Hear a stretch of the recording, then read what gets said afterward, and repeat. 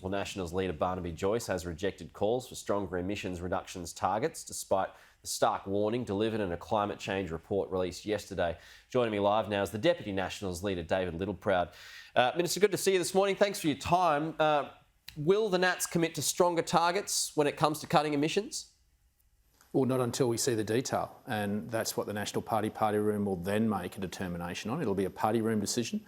We'll see what's put in front of us, and to ensure that regional Australia, and particularly farmers, don't foot the bill for this. We already have to get us to where we are, to achieve Kyoto and to beat Paris. Farmers have done the heavy lifting. We can be part of the solution. We want to be part of the solution, so long as we square the ledger in terms of the financial rewards. But we need to see the detail, and above all, I think we need to be honest with everybody across this country about how we would get there and who would pay for it, not only to Australian citizens but to the world. We've got a good track record, and we should celebrate the fact that we've met our international commitments because we've been honest, we've looked people square in the eye, we've told them how we're going to do it, and that's what we should do to the Australian people. And Labor are going to blindly say they're going to get there, but they can't tell anyone how they're going to get there and who's going to pay for it. That's dangerous, that's reckless. And that's not the right Australian way in which to handle these matters. What does that detail that you're waiting, what does that detail need to include to get your okay, to get your party across the line? Well, it's probably a bit too soon. I think you have to look at the technology roadmap, and I think that's what the Prime Minister is working through now to make sure that there is currency to that he can not only look the National Party in the eye, he can look the Australian people in the eye and say that the technology roadmap and investment in that can be achieved and that we'll hit those commitments.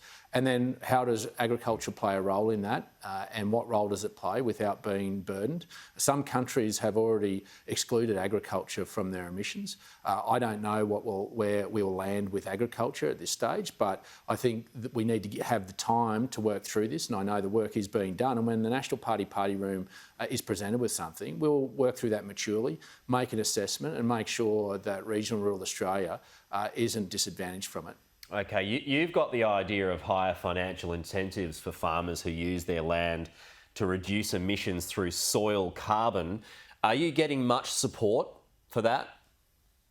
Well, about nearly $215 million worth of support in the budget, Peter, that we announced through our National Soil Strategy, and that's around incentivising farmers to do deeper soil tests and then sharing that data so that it can feed in to give currency to a soil carbon test mechanism that not only Australia can hang its hat on, but the world can. That'd be a world first if we're able to get it down to around $3 a hectare. We will have broken the code and cracked the nut of that one. But we're also looking to reward farmers for the stewardship of their land above the soil as well, not just in the blunt instrument of carbon abatement, but we're the first country in the world that can now measure improvement in biodiversity, and companies around Australia and the world want to pay farmers for that. And it's not about locking up productive country, it's about rejuvenating landscapes that are depleted and are in fact costing farmers money, and we've started those trials, and also looking to those landscapes that have been locked up under vegetation management laws, that while we can't pay them for the carbon because that's already been accounted for, we can pay the farmer for any management of that land in terms of improvement of biodiversity. But if you can get more financial incentives for farmers, will that help assuage your concerns about net zero by 2050? Well, I think it's a little bit more complex than that. Agriculture accounts for around 14% of emissions, but we've also really looking carefully at the energy sector because that also goes into helping farmers turn pumps on and turn lights on sheds going. And the transport sector. So we're going to work through this holistically. I think there are exciting technology, but even in the energy sector around carbon capture storage and the fact that the Biden administration is really wanting to accelerate investment in research in that part of it. In fact, even in my own electorate, we're about to see a coal-fired power station at Millmerran start to embrace that technology. I think it's exciting because what we need to do is get back to first principles. And first principles is about reducing emissions. Well, it shouldn't matter that it can come from a coal-fired power station if we're reducing their emissions and continue to keep base load power and cheap, affordable energy. I think that's what people want, are practical solutions, not religion on this. And I think that's what the National Party room will do, is work through this calmly, methodically, and look for a resolution that will benefit everybody. Will consensus be reached by November? I can't foreshadow what happens in the National party room. You'd be a brave man or woman to do that, mate. I've sat in there long enough to know that there are 21 individuals with diverse views, strong views, and that's what makes us strong and makes us a great party to be part of, because the diversity of ideas and the passion behind that are important. But I think you'll find that we'll get to some position that the majority of the party room can accept. Doubtful that that's before November then? Oh, well, that depends on when we start to see a detailed plan so that we can make a considered judgment. And I think that's what our party room would like to see. What about a plan to overachieve on 2030 targets? Would you support that? Well, not until we see how and who pays. That's the guiding principle of this, is that until we can look people square in the eye, particularly those people we represent, about how we're going to get there and who pays for it, then I think we're being disingenuous. I mean, there are 130 countries that have signed up to net zero by 2050. Only 14 of them have a detailed roadmap of how to get there. So that just sounds like a platitude to me by the rest of those countries that have signed up to it. But I think is it we possible? have to be fair income. Is it actually possible to overachieve on 2030? It's not very far away. Well, and that's, the devil is always in the detail, and that's what our party room would want to be able to explore and understand. Obviously, it's a passionate topic within our party room, and rightfully so, because we have footed the bill for our country's social licence to operate on a global trading market, because our farmers have paid that bill and having their property rights taken away from them. So we want to explore the detail, but we think agriculture can be part of the solution, and so can the resources sector. So we shouldn't close our minds to the opportunities that lay ahead of us, but making sure that we square that ledger, that financial ledger, for those that have had to bear the burden of the costs to date. Some of your colleagues want Australia's prohibition on nuclear energy to be removed. What's your position on that? Do you support that? Is now the time?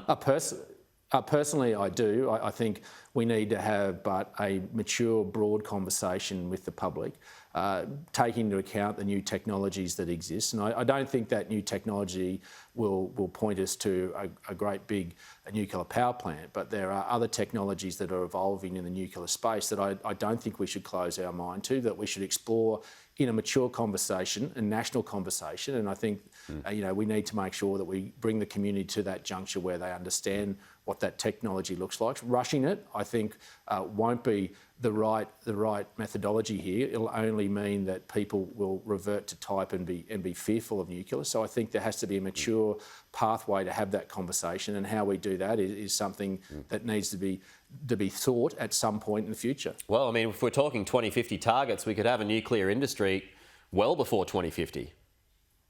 Well, in many respects, we're already seeing some of that research being taken place in North America around modular nuclear plants that are much smaller and safer in size. And I think we can obviously piggyback off some of that research. And I think that's where we need to bring the public with us so that they get comfort with it. And that's the mature way in which to lead our country, not bluntly force them into an arbitrary decision right here, right now. I think that would only end with a no. I think, as I say, people will revert to type and to the precautionary principle and simply say no. They have to get confidence, and we have to give them that confidence. And at this juncture, I don't think we could give them that confidence, but I think we shouldn't steer away from the fact of trying and putting in their mind what are the possibilities. Okay, yeah, just quickly, Minister, I just got to ask you about agriculture visas. Have you got an update on that at all? Are you making any progress? We are. In fact, the very week we announced it, we've sat down and we're working through the actual mechanics of this to make sure that we can get it up and going as quickly as possible. And a start date is imminent. And we understand the pressures, but one of the constraints that will continue to be there is if premiers and chief health officers don't allow these workers to come in. They wanted, through National Cabinet, to own the quarantining of these people that come in, and there are still 25,000 Pacific men and women ready to come in, but we need the states to work with us. So this is a shared partnership. We will stamp the visas once they give the health tick, but we will accelerate the ag visa to make sure that we can complement and supplement the Pacific workers that we are trying to bring in as well very, very soon. Okay, hopefully by Christmas. Well and truly. Well and truly by Christmas. Okay, David Littleproud, appreciate your time. Talk to you soon.